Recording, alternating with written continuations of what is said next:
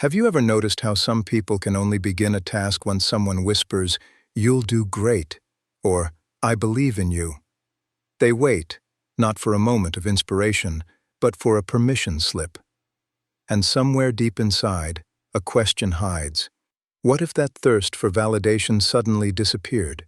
Imagine it for a moment. You wake up one morning and the need for approval is gone. You act simply because something inside says, "Do it." You make a decision, not wondering who will clap when you finish.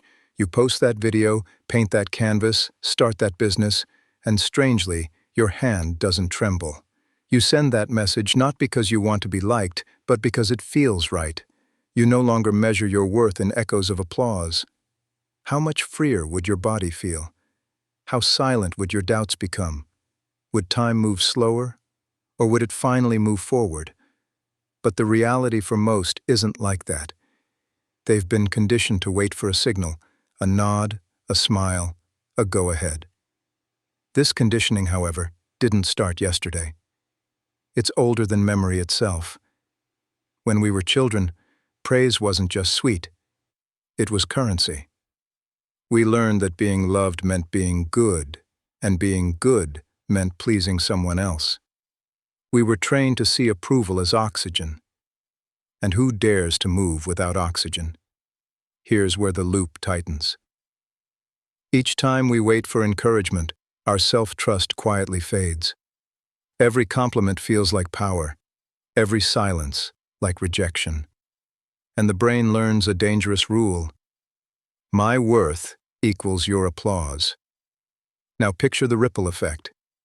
A musician never releases her song until 10 friends say it's amazing.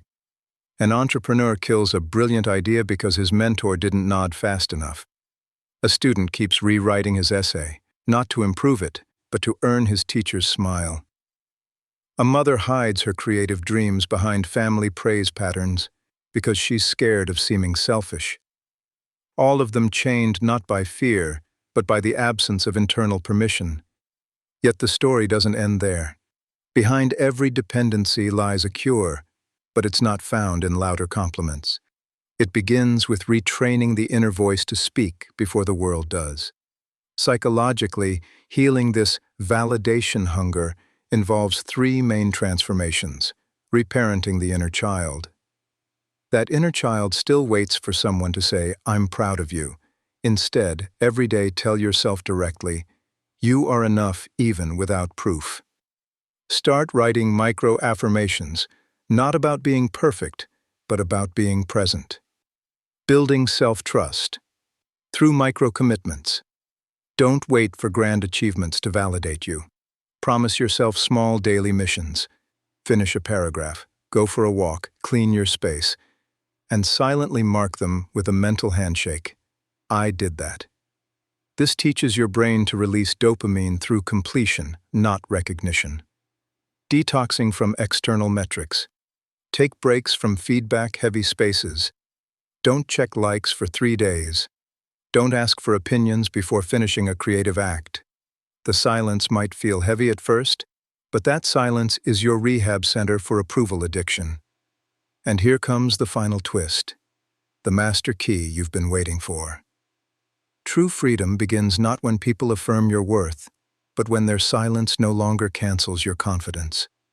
It's the quiet power of inner validation. The ability to say, "I approve of myself before the world ever does." If this idea made you rethink, pause, or even question the way you start your day, that pause is your awakening moment. Subscribe and stay close. The next chapter will open the deeper mystery. How to build self-approval so solid, even silence becomes your cheerleader. Goodbye.